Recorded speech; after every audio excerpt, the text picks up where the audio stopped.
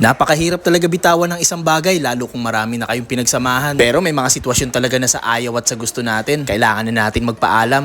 Talagang nakakalungkot nga dahil ito yung araw na kailangan na natin magpaalam kay Tisoy. Parang kailan lang nung sinamahan nyo pa lang ako na kunin natin siya. Pero ngayon wala talaga ako magagawa kundi bitawan na si Tisoy. Kakapost ko pa nga lang at wala pang 3 oras ay may gusto na agad bumili kay Tisoy. Talagang napakaswerte ng buyer na to dahil lahat ng pwede i-freebie ay ibibigay ko. Syempre isasama ko na tong toolkit na kompleto Ricados. Meron ng interior, missing link, pang bomba at kahit ano pang tools na kailangan mo pag nagkaroon ka ng aberya sa kalsada. Syempre sasamahan ko na rin ng water bottle baka mauhaw siya. Pati na rin tong cleats shoes at shades. At dahil medyo baguhan pa nga yung bibili kay Tisoy ay sasamahan ko na rin ng flat pedals. Syempre isasama ko na rin yung taillight at yung flashlight nating pareho Rock Bros. Pati na rin mga medyas kung gusto mo pati brief ko isama ko na eh. De joke lang pero di ba paldo yung bibili napakaraming freebies talaga. Nga pala taga Tabaco yung bibili kay Tisoy kaya medyo babiyahe pa tayo pero okay lang yun. At least sigurado ako na hindi buy and sell at talagang alam kong aalagaan niya si Tisoy. Syempre, bili muna tayo ng mais. Pampagana sa biyahe. Habang nasa biyahe nga, inaalala ko yung mga pinagsamahan namin ni Tisoy. Biruin nyo, sa halos kalahating taon lang namin na pagsasama, napakarami na naming napuntahan. Nakailang balik na nga rin kami ng Sula, ng Mayon 360, ng Naga,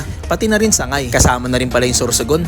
Bukod pa doon ay naruta na nga rin pala namin ni Tisoy yung Tagaytay. Pati na rin yung Philippine Arena sa Bulacan. Saka nga pala yung Timberland sa May Rizal. Tapos nakailang balik na rin ng MOA. O diba? Palong-palo. Palong-palo talaga. Pagdating nga namin ng Tabaco ay agad ko inassemble si Tisoy. Sa mga nagtatanong din pala kung magkano ko nabenta si Tisoy ay napakamura lang talaga. Medyo rush natin siya binitawan dahil pupunta na ako sa malayo. Sobrang layo at walang kasiguraduhan kung makakapag-bike pa ako doon. Medyo camera shy ngayon nakabili kay Tisoy at ayaw niya man lang magpa-picture kahit isang beses. Pero okay lang yun. Ang importante alagaan at gamitin mo lagi si Tisoy para di kalawangin. Kamusta nga pala kayo mga boss idol? Balitaan nyo naman ako ng mga ganap nyo sa bike dyan sa Bicol. Nakakamiss na rin kasi. Huwag kayong mag-alala dahil pag nagkaroon ako ng tsansa ay itutur ko kayo sa mga sistema ng bike dito sa lugar kung asan ako ngayon. Ride safe palagi mga boss idol.